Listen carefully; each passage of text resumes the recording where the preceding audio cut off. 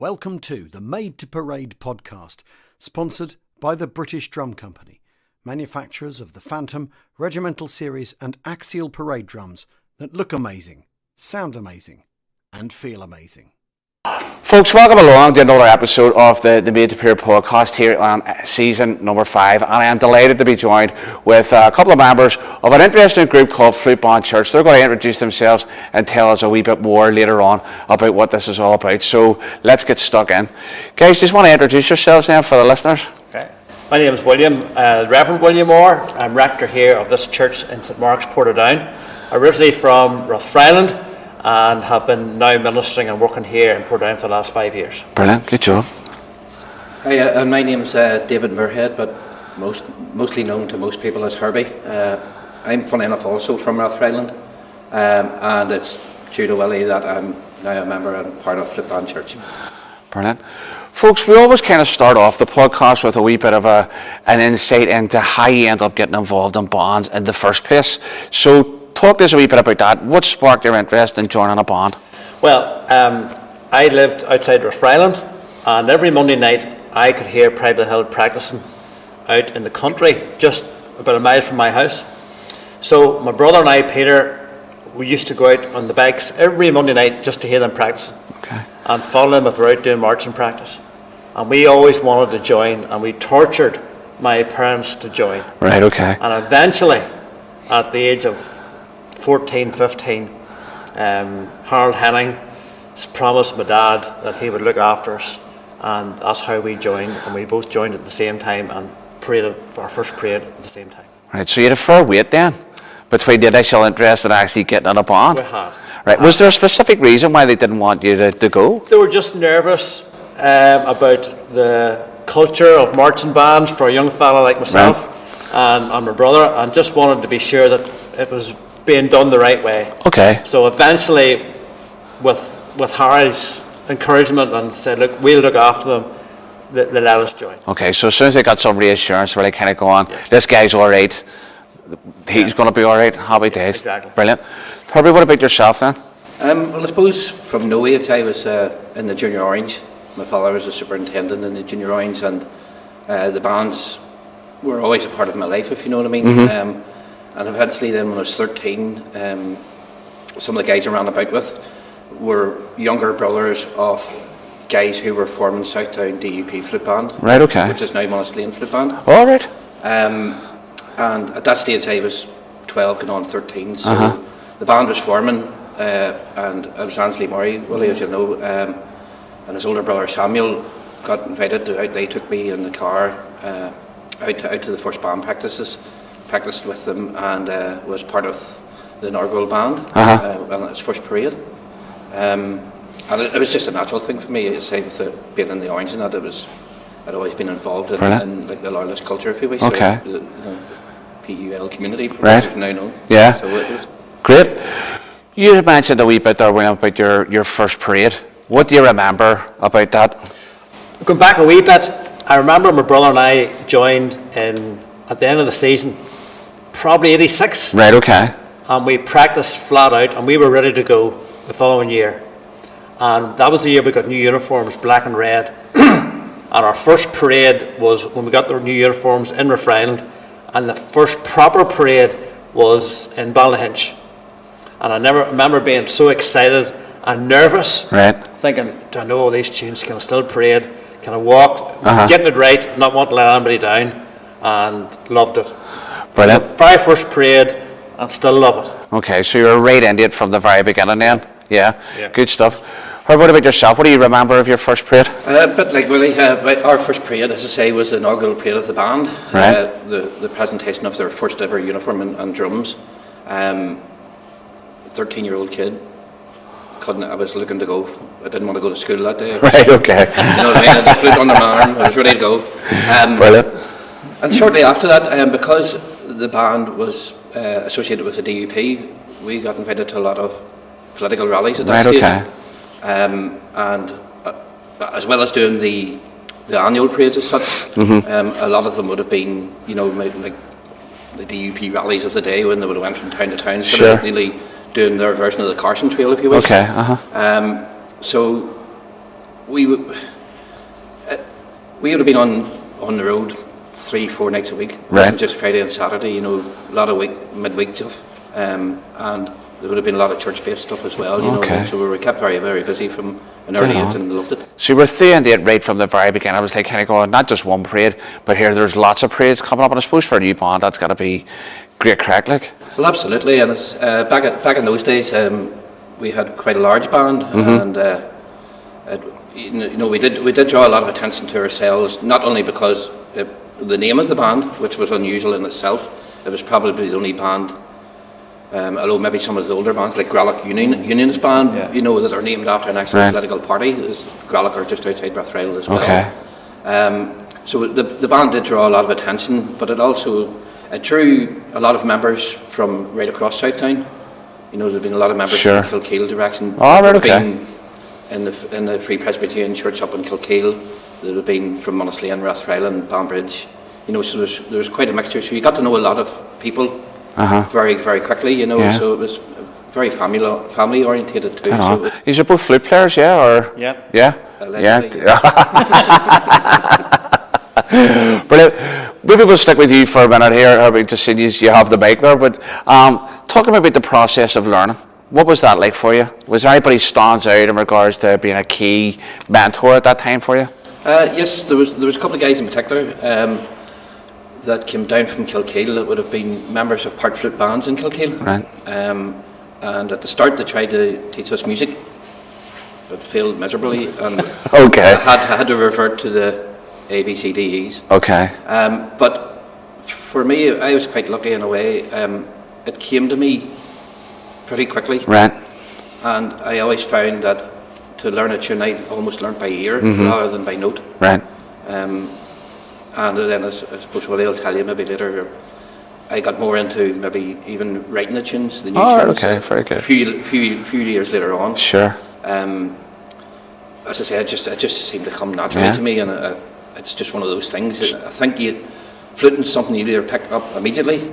This wee guy in FBC at the moment has picked since about August, and he knows every tune there is. Right, okay. There's other guys who'll struggle for years to get it right. Well, it's funny you mention that there, because one of the last episodes there, we had a guy on, Stevie McPherson from Drumchapel, and one of his lines was, he says, people thought there was more chance of Peter Sutcliffe getting out of jail than him learning the scale, so... That's just the scale. And what about yourself, William? What was your learning process like?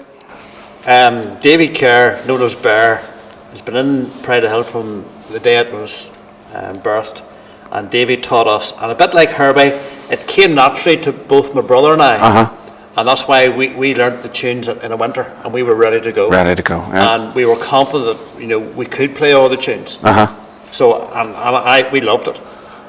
Every chance we got, we were learning tunes. So Davy didn't have to say, right, I'm going to give you this tune for next week. We were always away, because we wanted to get the band practice and play the tune with the band. And the more we learned, the more tunes we could play with them, and we thought, this is great, we belong. Dead on. Was there, on your first parade, was there any dummying going on? Or did you know them all? Like a dummy, flute. I don't know. Come on, be honest. Well, if you want me to, yes. I can't remember much about that, and there may well have been, but I was so determined that once I put that uniform on and I knew them tunes, I was going to play those tunes. Dead on. Because I know that whenever I'm talking to other people, some people say they had to learn a certain amount of the tunes in order just to get walking. It was an incentive for them to be out. And numerous times I said, well, that didn't happen for me. I had to have 100% down. It was like, there was a list, and it all got marked off, and you didn't get anywhere near a uniform until every tune was marked off the list. I can't speak for other boys that I grew up with, but as far as we were concerned, my brother and I, we were learning all the tunes, and we were ready to go. Right, okay. Same for yourself then, yeah? Yeah, absolutely, because in the same the DUP band, simply because we were in it from formation, so we did not know all the tunes, because the band didn't go on the road till everybody had the tunes. Right, okay. It was different when I moved over to the Pride of Hill. I joined Pride of Hill maybe 4 years after I joined Southtown DUP, and a couple of years before Willie. And again, being at that stage, 16, 17-year-old, I knew all the tunes anyway. Right, okay. Pride of Hill, when it started, because that's my hometown, it was my ambition to join the band. Right. It was at the audition stage. But at that stage, only 14, 15, my mum says, look, you joined that band, you can't walk away after a year or two. Sure. So she encouraged me to stay on for a couple of years until I ground her down. All right. All right. She let me go to Pride of Hill. So Pride of the Hill was always on the horizon for you. That was where ultimately you were looking to go. Because one of the things I was going to say, what prompted you the move? Was there anything specific at that? Did your mum feel that you'd done enough time with the DUP band? It's like 4 years is enough. Now you can kind of move on. Well, I think it might have been a bit of that in that when I first joined the band, I was 12, 13 when I went on the road. But I suppose by the time I was 16 or so, I was a young adult and making my own decisions. Right, okay. And maybe she felt she could trust me more. All right, okay. Dead on the road, you know what I mean? Right, yeah. But once Pride of Hill started, as I say, it's my hometown band. Everybody wants to be, especially when you come from a small town that only has one band. You know, it's like not like the east of the city or whatever. Maybe there's a multitude of bands. Yeah. There was one band, and you were representing Rathfriland, like, and it was natural for me to be in that band. All right, and you joined the Pride of Hill as well, did you? All right, so how did that all come about? Again, just because I'm from Rathfriland, right, and literally the name of the band hall was a funny name, Octavalic, right, and it was literally a mile from my house. Okay. And because it was so local, and I loved the marching band music from I was fit to remember. So for me, like Herbie, there was only ever going to be one band I would ever join, right, and that was Pride of the Hill. Okay. And what was it like in Pride of the Hill then? You know, obviously, are there any standout memories from your time in Pride of the Hill? Any stories that are fit to tell now that you're a minister, you know exactly. what I mean? I have to be careful what I say here. No comment. For me, it was the memories of the guys in the band. We had such a laugh. And because we all grew up and we knew each other, went to school with each other, as Herbie says, small town.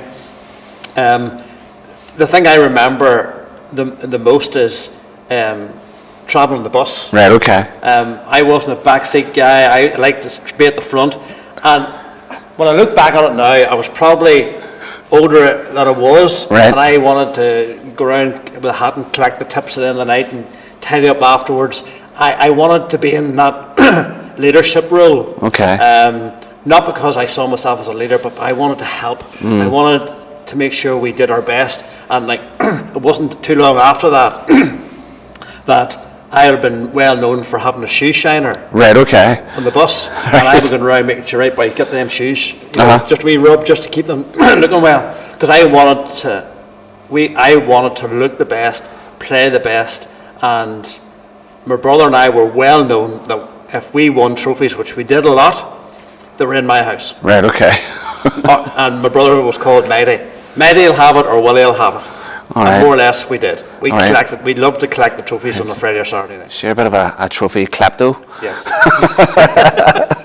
But I always loved that as well. Remember, I have to say, not that we took a trophies home, we weren't allowed to take a trophies home, but if we won locally, then me and my wee mate Alvin, we used to go out to the front of the band and carry the trophies in front of the band and walk around. Don't see any of that kind of thing these days, you know, because trophies these days aren't really trophies. They're like wee certificates and things now. They don't really give anything out there.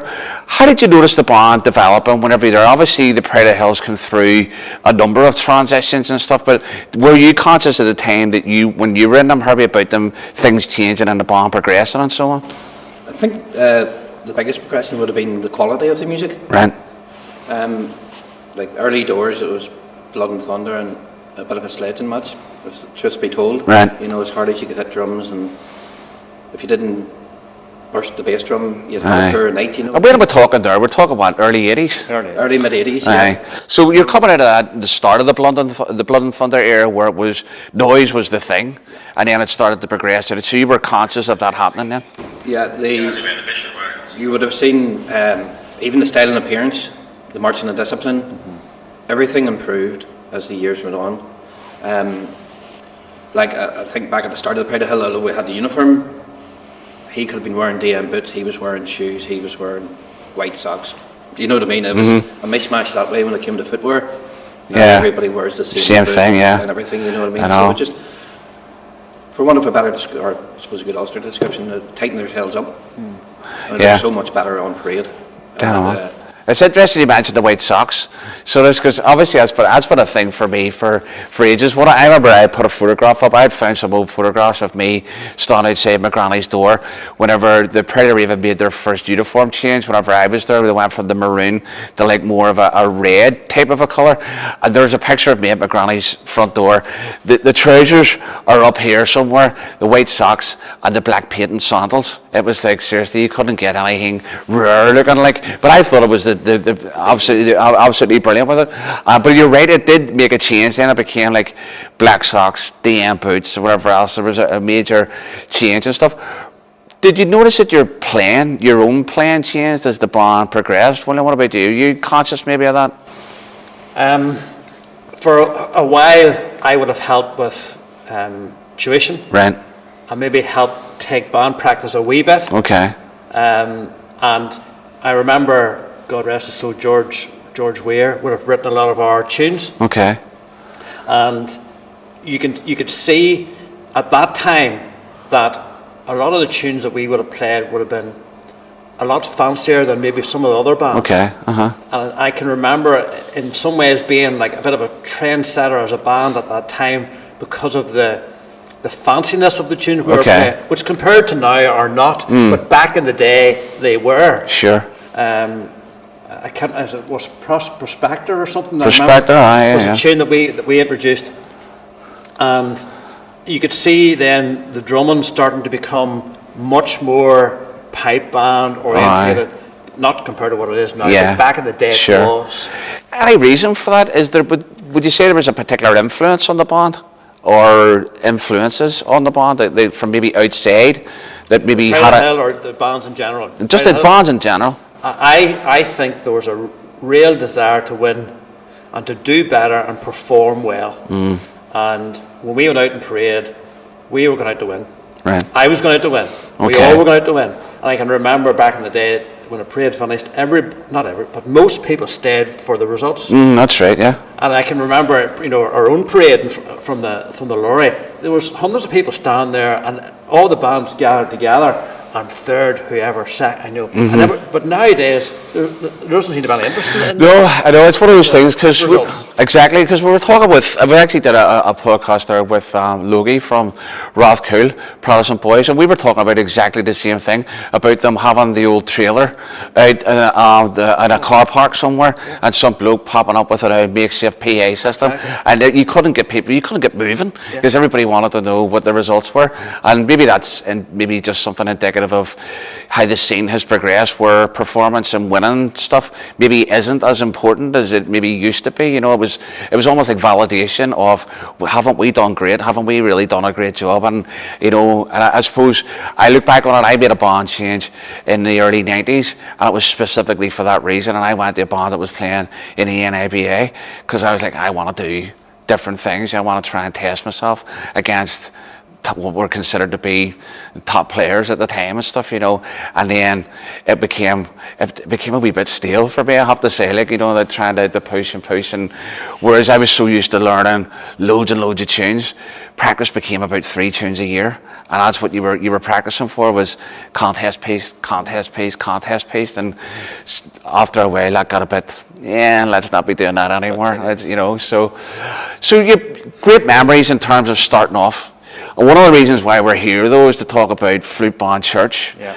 And for me, I have to say, in some senses, that almost, it's a wee bit of a paradox for me. And in terms of, and maybe relating back to something you said earlier on, William, church and flute bands are not necessarily two things that you would expect to marry. And there's obviously certain sections within the world of Christianity that would potentially go, well, listen, if you're a Christian, you really probably shouldn't be involved in this, and you'd obviously beg to differ. Well, whenever I became a Christian in 1994, I did one more year with Pride of Hill, and then I felt I needed to walk away. And I did, and that came about because I felt a real strong call to ordination. Right. And I felt for me to fulfill that call and explore it to the best of my ability, I needed to clear the decks of my life, what had been. And I I quit the band and the Orange and the Black and the Apprentice Boys, but I wrote to them all and explained, look, it's nothing against you as an organisation, but if I want to explore ordination and what that means, I just want to do it completely clear of all that has been. And I remember the guys at the time saying, William, we're so glad that you did that respectfully and clearly, and it meant that, you know, the door was still open to go down the road. So I went and got ordained in 2001, did my curacy in Lurgan, Right. and always kept a flute in the house. If I ran into a band parade or took an ocean to go to a band parade, I loved it. Right. I always wanted to see how Proud of the Hill were doing, and Right, okay. was conscious of like those uniforms, don't like those uniforms, like this, don't like it. But I always had an interest. And it wasn't until I went to Antrim Right. as director of St Jude's and St Catherine's and Gartree. My local estate was Ballycraigie Estate, Right. and I went to quite an elderly congregation. And I remember thinking, how am I going to reach ordinary working class folk in Ballycraigie Estate? Right. And that was my question. And it sounds awful spiritual, but it's as simple as this. I felt the Lord saying, William, what have you got in your hand? What past experiences have you got that you could use for me? Right. And a bit like Moses was the illustration I used, you know, what have you got in your hand? A staff. He was a shepherd. Well, what use is that? But God said, you give that to me and I'll use that in mighty ways, and he did. I thought, well, a flute. I love the flute. Right. I love marching bands. Ballycraigie had his own marching band. I thought, well, what can I do with that? So I saw one or two guys that I got to know in the church, and they used to be in a band. I said, do you fancy meeting up? Just playing a few tunes, have food, I'll share a bit, and we'll see what happens. Right, okay. And that's how Flute Band Church started, with 2, 3, and then one stage 4, and then went back to 3 guys again. We only met maybe once a month. Right, okay. And that's where Flute Band Church started. Right. That was the hunger. How can I reach men, bandsmen, with the gospel in a way that is real and practical and easy? Okay. And obviously you're based here, are you? I'm based here in Portadown. All right, okay. And you've brought that with you then? Well, yes. What happened, going back a wee bit in Antrim, was I started to go to band practices of other bands in the area, and said, look, we're not asking you to leave your band, that's your primary band, that's what you do. But I wanted to try and create a place or a space where anybody, but particularly bandsmen, could come, play different tunes. So we played Christian hymns and songs. We did it in a Blood and Thunder style. Right. Andrew, who still lives in Antrim, was a great help because he could write music. Okay. And he could take a tune and write it out and be creative about it. And we had a couple of really good drummers. So we had men represented from different bands in and around the Antrim Ballymena area. And all we did was we met together, we played tunes. I'd have shared something from the scriptures or an experience, and it became just a way for ordinary guys who wouldn't go to this church or my church or any church, but that became their church, because church is fellowship, church is people. Sure. And one of the wee funny stories that happened, which was a sign of the difference, we would stop at half time, the boys would go out for a smoke break. So right. Smoke break, Okay, right? right. And I'd go off and make the tea, and the boys would go out for a smoke. And you would like smoke a cigarette, toss it, whatever, and the church was saying, there's not a cigarette butt. So I said, tell you what, buy me the stubbing out box, and we'll put it in the wall of the church hall, and that'll keep it tidy. And it sounds innocuous now, but it was a physical reminder of the change that was going on around the church building to provide a place where non-church guys could come and feel welcome. All right, dead on. I'll maybe delve into that in a wee bit more detail in the second, but how did you get involved in this then, Herbie? What's the crack there? Well, very good question, to be honest. When I hadn't seen William in quite a few years. As he said, at about 94, he found his faith and went off in a different direction. And when William moved, then got called to St Mark's here in Portadown, I happened to meet him.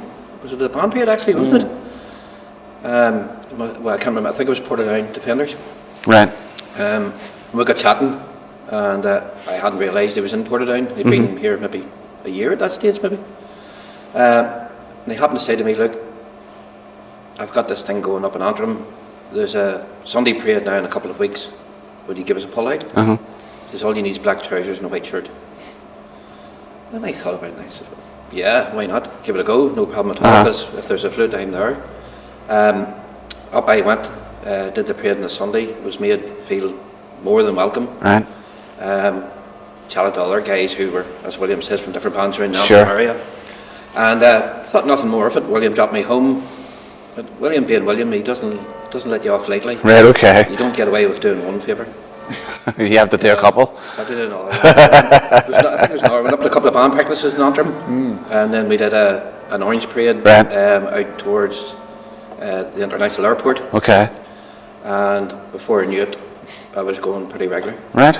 And then he talked about starting up in Portadown in St Mark's, and he said, "Look, would you give me a hand to get that going?" Right. And I was more than happy to do that. Okay. So it's all his fault, really. Right, okay. And he's still And here. I'm still here. But and are you coming at this from a faith perspective as well? Is that something that's meaningful for you, or if it's not, you know, I mean... Oh, well, I wouldn't be from a born-again position. Okay. I'm probably a poor Presbyterian. Right, okay. A better description. But it doesn't mean I don't have any faith, but I wouldn't have faith maybe a lot of the guys would have, which has never been questioned on that. No one's ever said, you know, that's a problem. Sure. You know, guys are more than happy, I think, to see me there. So, as they are with anybody that comes along. Sure. A lot of the band have their faith.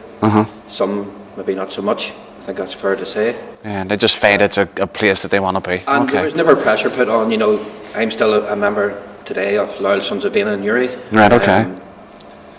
And always it was clear to the guys I would come to FBC when I could. Yeah. If there's anything on, I try to make it. I don't make band practice that regularly. Okay.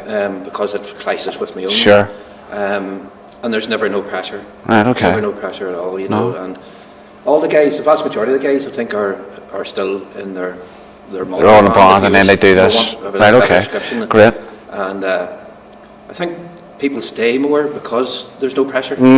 Right, okay. If there was that pressure on to do everything every night, Yeah. I think it would drive a few more people away, All right. you know. 'Cause Yeah. it is a second band. Not that we treat it as a lesser band. Sure. But it's always been that your mother band takes your priority. Yeah, brilliant. William, I'm intrigued to kind of find out about, you know, how the leadership structures in the church responded to this idea. I'm sure you had a bit of flack. Yes and no. Right. So go back up into Antrim. People start to understand that William is trying to just make faith real. Okay. And that you can be normal Right. and be a Christian. Because I found that you could be a Christian and you could still enjoy like the marching band culture. It wasn't get saved and leave that behind, forget about that, that's all bad. I felt, well, actually, being a Christian is being involved in the world but still having a clear understanding of who you are in the world. And I don't remember anybody initially saying, you can't do this, you shouldn't be doing this. I said, the teaching that I was doing, that what I was trying to model was, if you're serious about being in the world, then this is my way of doing it. I don't expect you to do it or expect any other minister to do it. This is just my way of taking what I had in my hand, the experiences of life. And the only time I remember, we did a couple of solos one night at a wider church event for all the Church of Ireland parishes in the area. And I had one gentleman, you're not seriously going to play in this tonight? I says, yes, I am. And I says, I am because I'm the boss. Okay. And what happened was, the folks who were there from other churches thought, we played in Christ alone. And it went down so well that people said, I'm glad that somebody's doing something. We couldn't do it, it wouldn't be my calling, but you're doing it. Bless you for it. Yeah. And when that man heard that it was being welcomed by other Church of Ireland members, and they seen it as a positive. Right. And coming from St Jude's, he was chuffed because Right, he okay. loves St Jude's. Brilliant. Well, there you go. Happy that's days. the way it went. Brilliant. And I suppose there's a rich repertoire of music in terms of related to the church, and bands have always played hymns and so on. It's great to hear you mention some of the more, obviously, in Christ Alone's not as modern now. You know, it's obviously an older tune that Stuart Townend wrote quite some time ago. But there's a lot of I'm bands. impressed you know that. Well, that's ex-worship leader. So there you go. When I was in Pride of Hill, our hymns were Abide With Me and Seek Ye First. Yeah, because it had wee parts in it. And that's all we played. Yeah. And I thought church music is very broad. And I would be standing in church on a Sunday morning singing a hymn, and I'm going, I think we could play that in FBC. Even beyond that, I wanted to try and give the marching band world a repertoire than just Abide With Me, Seek Ye First. That they could play at a Sunday parade. Sure. And they would get it from us. Brilliant. Because I noticed a number of bands playing it recently. I heard actually them doing a version of Robin Mark's Jesus, All for Jesus. Yeah. I heard that a couple of times, and I thought that was an interesting choice for people. And I think I've heard a few bands playing Shane, Jesus, Shane as well, knocking about too. So it's interesting to hear that melody perking up, you know, and you're like kind of going, I wonder what Graham Kendrick would think of that there. Do you know what I mean? So even Robin Mark, you know, what he might think of that stuff as well. But it's great to hear that, you know, that people are trying to take that and influence it, and then other bands are picking it up. They'll hear that and go, they might not necessarily know the reason or what that tune really is. All they're saying is, here, that sounds like a great tune, let's start playing that. And then who knows, who might hear that somewhere along the line and think, hey, they're playing such and such, I know that, and it could spark something. So I think maybe that's something you're maybe hitting at as well. There's a wee bit of an indirect influence in terms of, well, if people pick this up, happy days. Yeah. So one of the things I'd love to talk to you about as well is, obviously on the podcast we talk a lot about the positive side of things in terms of the marching band culture. And maybe one about to her, we'll go to you. What would you say that you've got out of being a member of a band? Well, personally, there's a lot of stuff. I've got a lot of pride out of different bands that I've been in over the years. You know, always, any band I've been in, I've always took pride in the band. Sure. I've got a lot of satisfaction, especially Pride of Hill, because they were just a trophy machine. Right. Not saying they still are, probably, I don't know, but Yes, they sure. are. I love the way you're saying, yes, we are. I love that. All right. I was there. A note your Linfield have it would have been the team picture at the end of the season, and it was like the 7 trophy winners. You know, I mean, we had them all. But there's also, you know, you learn some self-discipline, self-pride. Yeah. You know, your own turnout, how you dress, Sure. how you behave sometimes. Other times not so much. To be Great, fair, okay. to be told. A lot of friends, not over the years. I say I hadn't seen Willie in 20 odd years, possibly. And it was like picking up, like you saw him last Saturday. Sure. You know what I mean? But I know people right across the province, and that's all down to the bands. When I joined Pride of Hill, there wasn't even a taxi service in Rathfriend. Right, okay. No, there genuinely wasn't. Right. You couldn't have got a taxi for love nor money. So your life was in that town. Here we were, a Friday and a Saturday night, jumping on a 52-seater bus going to Portadown. Right, okay. Didn't even know where that was. Right. Probably would never have been in it. Uh-huh. There's other towns in the province, most likely would never have been in, only for bands. Sure. You know, Castledurg. Why would you go to Castledurg or for a band parade? And that's no offence to Castledurg, but it is the coldest place in Northern Ireland too, like, apart from Kingsbridge. Yeah. But, you know, made friendships that are lifelong. Yeah. When I got married, I married a girl from Kilkeel, moved to Kilkeel, met guys from MID Right. who I hadn't seen 30 years. And again, it was like picking up Yeah. from yesterday. Cool. The only times maybe saw them at a band parade, waved across the street, but generally sat down and had Sure. conversations with. Brilliant. And that friendship, you know, you could never do it outside of the band community, for my opinion. Sure. You know what I mean? It's hard to explain to people at times as well, you know, just what that means to people. Absolutely. What about yourself? What would you say it's brought to your life? Obviously, there's a two-pronged thing for that for you. In your early stages of life, it was something that you really wanted to be a part of, and now I suppose you've implemented that or incorporated that into what your calling has been. it's important to realise, whenever I went to high school, I went to wee country primary school, went then to Refrain High School. And for the first 3 years of my life, I was badly bullied in high school. Right. And I was ostracised, I was on my own, I had no self-worth, no nothing. I didn't belong to anywhere or anyone. That's what I felt like. Mm-hmm. And I looked at the band and I thought, if I could join the band, then I belong. Mm. And the guys that were responsible for the bullying were in the band. Right. See, the moment I joined the band, that all stopped. Right, okay. I felt that I belonged. We all wore the same uniform, we walked down the road together, we went to practice together, and the band changed my life in that part of my life. Okay. And I will be forever grateful to the Pride of the Hill and the guys in that band for giving me the sense of, William, you now belong. Right. And I loved that. Brilliant. So that very much was part of, I think it's part of the band culture to this day. Yeah.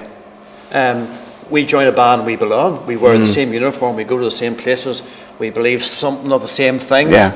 And we give that sense of belonging. Yeah. There's something really powerful about marching together, playing music together, that for me develops a level of camaraderie that goes beyond a lot of other things, you know. There's something about that, and the unison thing and all that kind of stuff almost draws you together anyway, do you know what I mean? And I suppose you maybe have a wee bit about that in church too, don't you, where everybody's in the same place, singing the same song, similar kind of thing happening there as well. What kind of stuff have you ended up using Flute Band Church then to maybe help out in the community then? Have you done something specific around that? Yes. Every year I wear many hats. I'm chairman of the Board of Governors in Millington Primary School. And again, when I was an interim, I started a program in the local school called Boys to Men, which spent a year, 1 hour per week, with the P7 boys, teaching them practical skills. Sure. From boiling an egg, to polishing your shoes, using tools, washing a car, cooking a meal, all that. And when I moved to Portadown, I was invited by Millington to do the same program. And every year, at the start of September, I go in and I give all the P7s, the boys and the girls, the opportunity to learn the flute. Right. It's a crash course, 20 minutes. Right. 20 minutes. 20 minutes. If you can blow a note, right, that's great. So, and just this past September, October time, I did the same. And we now, every Tuesday night, we have a learners class of 12 primary school boys and girls learning the flute. Wow, very good. And their parents are happy to come and drop them off and give them that opportunity to learn the flute. Right. And obviously COVID wrecked that for a couple of years, but we have several members who are in the band because Flute Band Church took their music and their desire to play music into the local schools and giving young people a chance maybe to feel that they can belong in the same way that belonging for me when I was their age became something that was really important. Brilliant. So that's one thing that stands out for me at the moment. Brilliant.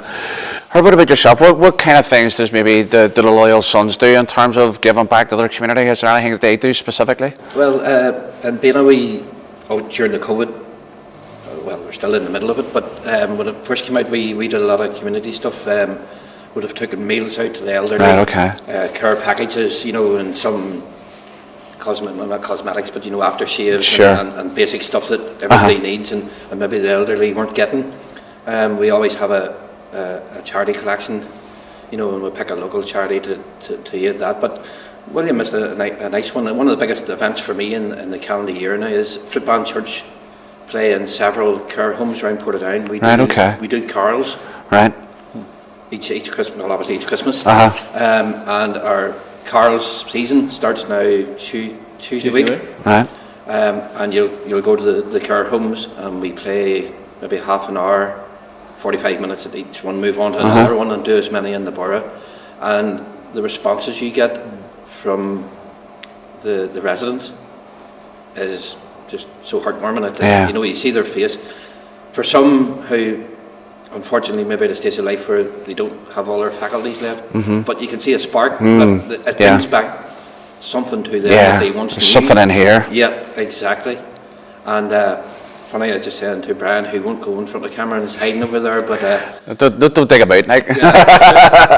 Just the other night we were saying, about band practice, and we were starting our cars, and I had said to him that was my favourite time of the year. Yeah. And he said he knew that, like, so... Brilliant. But it's just wee simple things they got. Great. There was a few things used to happen in the town here, like when Portadown comes to town, it's like the country comes to town, basically, and the church was open then, and we did tunes in here, and there was tea and coffee for people just to drop in and listen to the band playing and things like that. Dead on. So the stuff we do a lot of stuff in the community, which is, I find probably I get most from. Okay, great.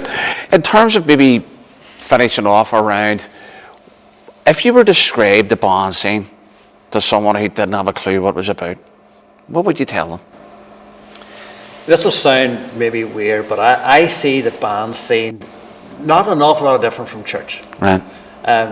I keep the boys in the Pride Hill going, like, this is just church without God. FBC is church with God. Right, okay. But Flute Band Church isn't for Christians. Right. Flute Band Church exists for guys who have no faith, are interested in faith, want to have a faith, but don't know how to explore it, don't know where to go. Mm-hmm. So I see that when I go to a band parade, in many ways I see all the different band names, and I watch and I just see there's that church from Kilkee, there's that church from Moorehead, there's that church from Belfast. Different denominations. Right, okay, right. But the fellowship that those bands have amongst each other is sometimes better modelled in bands than it is in churches. Okay, yeah. Where we stick together, there's nothing we wouldn't do for each other. Hopefully not physically, but if you hit one, you hit all of us. Right. But the fellowship and the camaraderie. For example, when I was curate in Lurgan, the Mechanics Institute amongst the guys in the town was called the Blue Church. That's what it was called. Right. It wasn't a church, but they called it the Blue Church. What is that? It's fellowship. Right. It's people, men, come together and enjoying each other's company and slagging each other off and having a crack. And that's all part of it. Mm-hmm. And I want church to be that, where we come together, we love God, Jesus is our Saviour, He is the one we follow, but that doesn't mean I can't slag Him off, keep Him going, have a laugh, and be real. Okay. But everybody knows William loves God, but that doesn't mean that he can't be real and be approachable. Mm-hmm. So for me, the bottom line is, if someone comes out some night and they realise my life is a mess, who can I go and talk to? I can go and talk to William. Not Reverend Orr, but I can go and talk to William. Yeah. Because William lives in my world and understands my world most of the time. If that makes sense? Yeah, it does indeed. I think for me, what I'm hearing you say is that in some senses, Flute Band Church, for want of a theological term, is incarnational. Yeah, or maybe in layman's terms, is you may be the only Jesus somebody ever sees. Correct. Yeah. So, what about you? If you were summing up the Flute Band scene, how would you sum it up? For me, well, William's covered a lot of it. It is, as a family, you can pick a band from Rathrail, you can pick a band from Castledown, you can pick a band from the West Bank.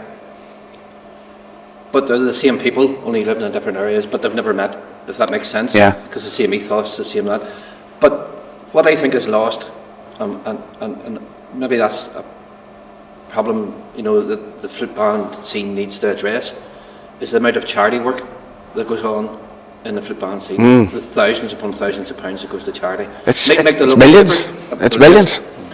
And recent initiatives like Light of Foot, for example, is fantastic. And the things that they unfortunately have to do. Everybody is facing lots of problems at the moment. The pandemic has probably made that even 10 times more exaggerated. And I don't mean exaggerated in that. Prevalent. It's more prevalent. Yes. And unfortunately, I would say you'll not talk to too many people that doesn't know somebody that's suffered from some setback of some description, you know what I mean? So the flute band scene to me is so important to our communities, so important to keep that community alive, to keep the community spirit alive, and that spreads right across the province. It's province wide. Sure. There's not hardly a town in Northern Ireland doesn't have a band of some description. You know what I mean? And it's vibrant, and it's to me, it's a must for every kid. Like, Dead really on. is. Well, maybe just in finishing off, hi, if people obviously watching us or listening in, you've got a free platform here to plug Flute Band Church and ask people to come down. Well, what I would say is, everybody says, oh, I can't be in two bands. First of all, we don't do parades. We might do a Sunday parade by invitation. But you don't have to learn tunes. So if we were asked to do a concert, the music's in front of you. Right, okay. So we're not inviting anybody to come down and having to learn a whole repertoire off by heart. You don't have to do that. Come down, fall in, see what the crack is, enjoy the music. The boys keep me going that I like to play the seconds in the band. Right. Because I have this vision of Blood and Thunder bands being Blood and Thunder, yes, but also a bit of melody. And really just trying to increase the quality. Sure. And show people that, yes, we enjoy Blood and Thunder, but it can be jazzed up a bit. Okay. It can surprise you, maybe. So, I would invite people to come down and just enjoy the music. Enjoy the crack, enjoy the banter. And out of that, you never know what might happen. Because I do see a lot of guys who would talk to me one-to-one, away from the banter and all of that, and say, William, I have questions. Or I'm not sure about this. And Flute Band Church is a place where you can come and quietly belong, quietly explore, and who knows where it takes you. And if it doesn't take you anywhere closer to God, that's okay. I would love it to, but that's not my job. That's his job. Okay. Well, listen, folks, I just want to say thank you very much for taking the time out to be on the podcast, and I think it's been great to have this side of things talked about, because obviously there's a connection in terms of Christianity, in terms of the loyal orders and so on, and I don't think it's something that we've covered enough on, in terms of the podcast itself. So really thankful, that you're sharing that stuff, and that you're making a space available for people to say, listen, if you want to get involved, great. If you want to ask stuff, great. There's no pressure here whatsoever, because I think sometimes when people think church, they think, oh, people are going to look me to get converted here and stuff, and that's brilliant. So, folks, thank you very much. I really do appreciate you taking the time out on for letting us film and these lovely surroundings as well. So it is. Is that a first for you? What? No. What, in terms of recording the podcast in the church? Oh, I definitely first in terms of recording the podcast in the church. So you still got that competitive streak, haven't you? You're looking at a trophy for first podcast in the church. Yeah. So, folks, thanks very much for that there. And then just in closing, folks, I hope you have enjoyed that. Always great to have the variety of people that are involved in the band scene, share their stories, because that's what it's all about. As you've heard the guys talking about, we all have a story, we all have a connection, and the band is the one thing that connects thousands and thousands of us across the country. Make sure you join us on the next episode. So until then, look after yourselves and take it easy.